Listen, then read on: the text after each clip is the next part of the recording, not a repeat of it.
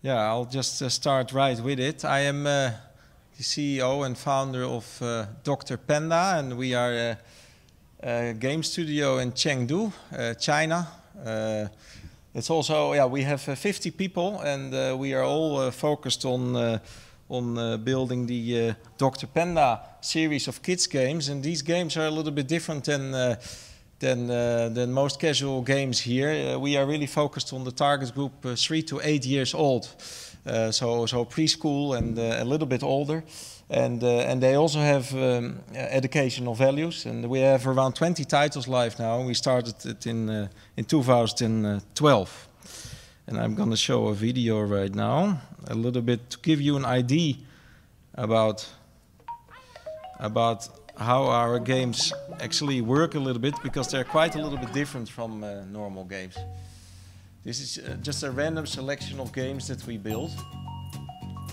As you can see, they don't really have UI or scoring or level up. It's all free, open-ended play.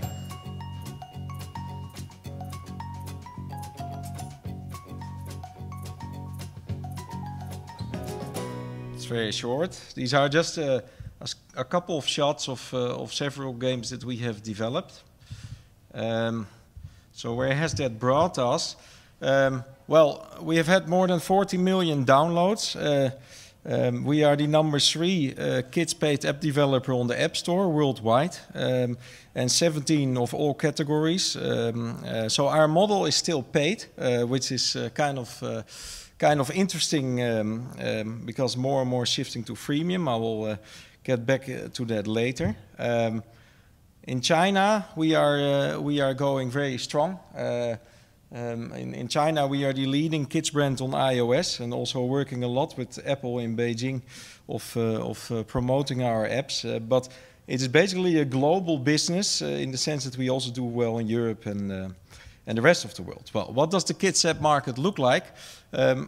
I guess some of you might already know it. It rolled out in 2013 with iOS 7. It's an extra category, and it is basically it has 3 age subcategories. So it's 5 years or under, 6 to 8, or 9 to 11. And I'm talking about iOS now.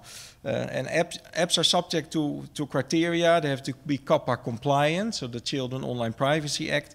They have age gates and parental locks. So every time we do cross promotion between our apps, there will be a parental lock, which is also a little bit problematic sometimes because it costs traffic, but it is a rule. And you need to have a privacy policy. And the Android marketplace, they currently lack this type, but Google Play is also coming out with a focus on kids and family, which is very beneficial to the industry. Well, tablets are obviously much bigger than phones in this category. Kids, they play on tablets. It trends towards freemium in the sense that there is going more and more freemium, but not as strongly as other markets, and paid apps can still do very, very well. Kids apps are more popular on the Apple App Store than on Android. 78% of our revenues actually come from Apple, so it's really an iOS-centric industry. And 12 of the top 50 grossing kids app developers do not use in-app purchasing. And this is mostly iOS. Android is already a little bit more freemium. Well, major kids app developers is a couple of names you might know, a couple of names not. Well, Disney is pretty big in our kind of industry. They launch a lot, but another big competitor is, for example, Toca Boca. Some of you might have heard of them. Bart Studios is another one from Canada. They use a freemium model and are quite successful. And you have Sesame Street and other kind of developers.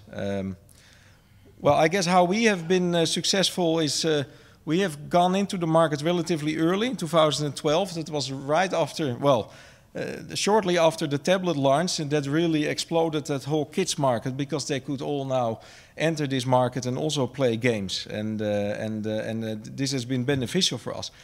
What helps us enormously, I mean, we are really building a brand, a franchise brand. So we launch a new app every like 1 or 2 months, and every title has the name Dr. Panda in there, and that has worked extremely well for us in the sense that every new title that you launch will have more brand recognition, and more parents and kids and people will download it. Whether or not this works at the higher age range as well, I don't know. But this is a fundamental advantage of us and being focused on this and really building a brand. And also having new episodes instead of just 1 or 2 titles. That is a little bit how we do it.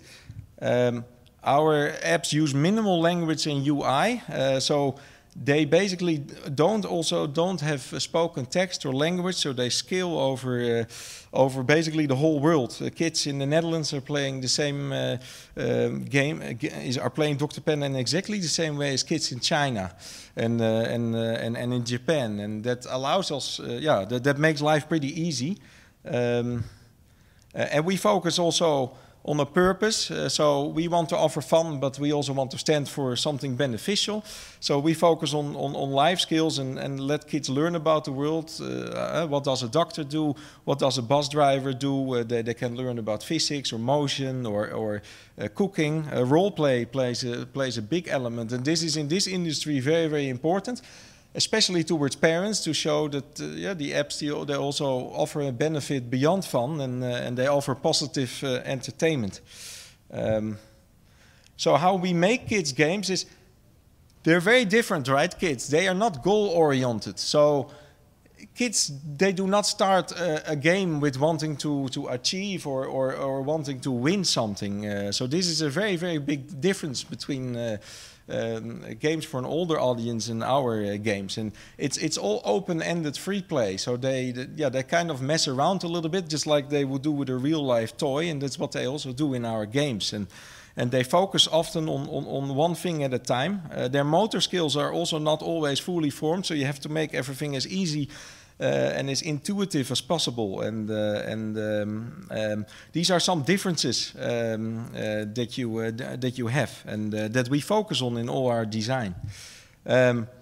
So we always have a theme in our design, whether it is a bus driver or a fun fair or a supermarket. It's all everyday subjects are the best, and if kids can relate to it from their real life, that is extremely beneficial. So we always strive to do things that kids cannot experience yet in their real life, but they do see adults do it, and then in our games they can experience that. Well, the focus of role play, creativity. Kids, they like to also express themselves, customize things. Role play, I just said, is very, very strong with kids, but also with an older audience, role play works well. And exploration, discovery is a fundamental thing in kids games, that they always have new things to discover, and they are always also very, very curious audience. Well, play testing with kids is actually the best. Because if a kid doesn't like your game, they will not try to be polite. They will just throw away the iPad and start to do something else.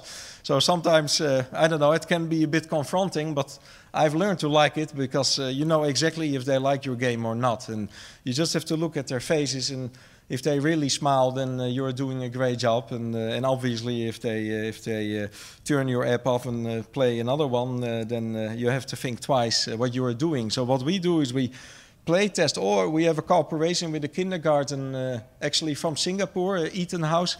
They are also in Chengdu, and we go often to them, and we test all our games multiple times per week with them, and that helps us a lot. So what we basically do is minimal language.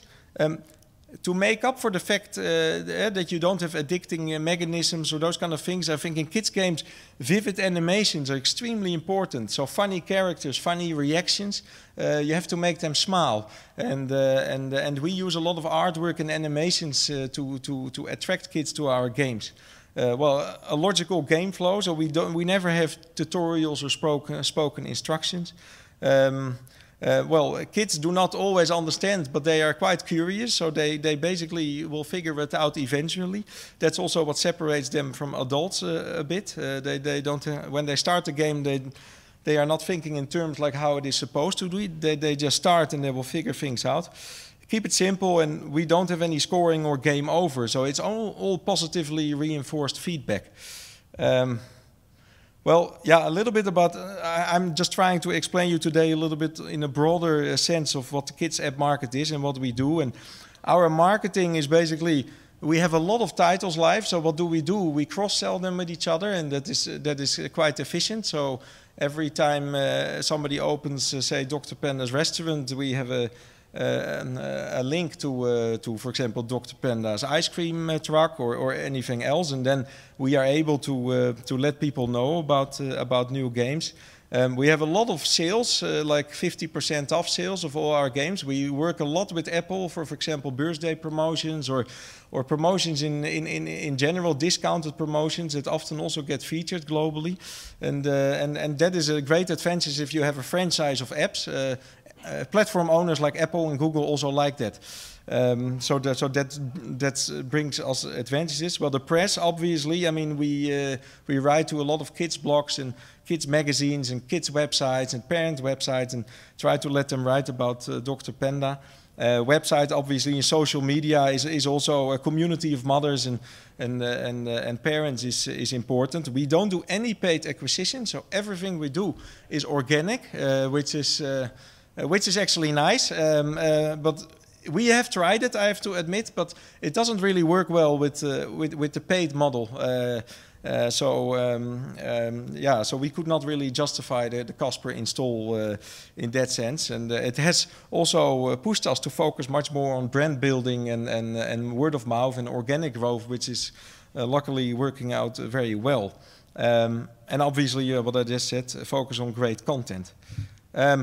What challenges? Yeah. From China, well, internet is an obvious one. Everything, lots of it is blocked, so lots of VPNs. Distance from Western markets. We are global. We are focused on the Chinese market, but also, for example, on the American market and European markets, and that is sometimes challenging if you are far, far away in China. Hiring international talent. You know, if I talk about having a game development in China or Chengdu, you do need your key level people. So we have a lot. I think 40% of our team, 50 people, is actually foreign. So I think we are the most international company in Chengdu in that sense, and we get a lot of people from Europe and America also to join us. And the Chinese and Western marketing strategies sometimes clash, of course. WeChat and versus Facebook and Twitter, and we have to localize our Chinese marketing.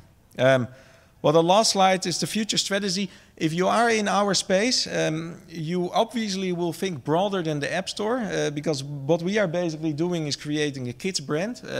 And what makes us special is that we originate from the App Store. In comparison, if you look at games done by or at brands from Disney or Pixar or Peppa Pig or other, they originate from animation. We start in App Store. That makes us a little bit different and also more refreshing. It gives us also some advantages because we are really focused on games and apps, whereas those others are not. But at the same time, it is not our plan to only stay with the App Store. We do have plans to build our brand bigger and go multi-channel. And so with that, we are looking at animation series at this moment and exploring that, talking to partners, to production companies. How and what form to enter, we are now really hard thinking about that, and it's likely to have a focus on digital distribution first, but we're also talking to TV channels in various markets. What is very different with establishing a multi-channel kids brand is that you have to go into areas that is not necessarily your core competence, like animations and toys is not something that we do from the beginning, and therefore I do feel, and I have also talked to partners or to other companies in this space, it is a bit scary in the sense that you have to keep your brand image consistent, and you have to be very critical on who you choose. I mean, we get approached quite a lot also in terms of toys, licensing companies and things, but it is not our idea to just throw some toys on the market and animation. So we're thinking hard on how to do this. And but this is definitely a strategy also into toys. It would be a long-term goal of me to actually also design our own toys and distribute, but that is really for the long term. Short term, we are talking to licensees. So you're talking about big toy companies or board game companies that approach you and that see your success on the App Store market and think, hey, we can build a whole toy or more merchandise line around Dr. Panda in our case, and that is something that we are also very busy with. And hybrid toys is obviously an interesting point of interest, because it is app-connected toys. Seeing that our base is already in the App Store, it gives us a great advantage. And there are some apps that have success with that. Also, Lego is doing it, and a couple of others. We're looking at that. But we will start very simple by offering a Dr. Panda plush toy from this summer on our website, and try to sell that. And what I've heard in the industry is once you start obviously to sell physical products, it will also influence your App Store rankings and vice versa. So it's like an ecosystem that we are trying to create. So that's a little bit the plan of the future, but at the same time we keep on launching Dr. Panda apps every 1 or 2 months, and that will see it as a Donald Duck weekly magazine, but this will keep on going. So that will always remain our core. Yeah, this was it. I hope I've tried. Yeah, I've given you a little bit of an overview of what happens in the kids app market and what we do. And yeah, since it is a bit different, I hope it was interesting for you to hear. That's it.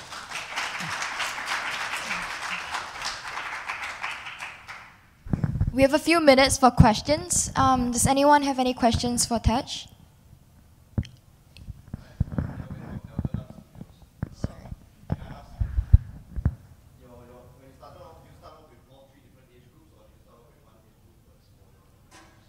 Well, well, it's a good question. I think we mix it. I mean, we say our apps are basically focused on the 3 to 8-year-old age range, but we have some apps that are a little bit more preschool. So, for example, 3 to 5. But we have also launched a couple of apps that are a little bit more skewed towards 5 to 8.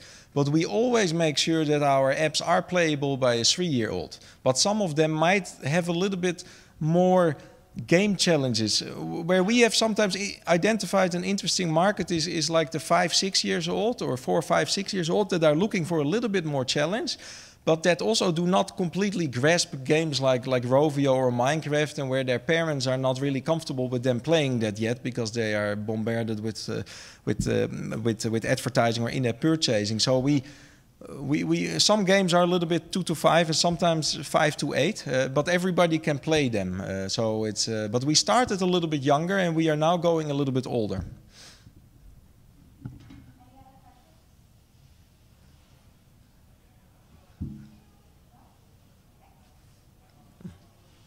Thijs, what is your vision for and goal for the next 3 years? Where do you want to be in 3 years from now? Well, I mean, I want Dr. Panda and every family's iPad, so to speak. So we want Dr. Panda really to be in the lives of children, and to also, from our brand message, to also help them learn about the world and have a lot of fun. And that means growing much bigger on the App Store. So we will keep on launching apps with Dr. Panda on the App Store, but that also means going multi-channel and looking at animations and toys. So we want to be in every part of kids' lives, so to speak, and to Dr. Panda really be a body of kids, and therefore we have to go, really for building our brand, and also go into more channels. Okay, well, thank you. Dr. Panda.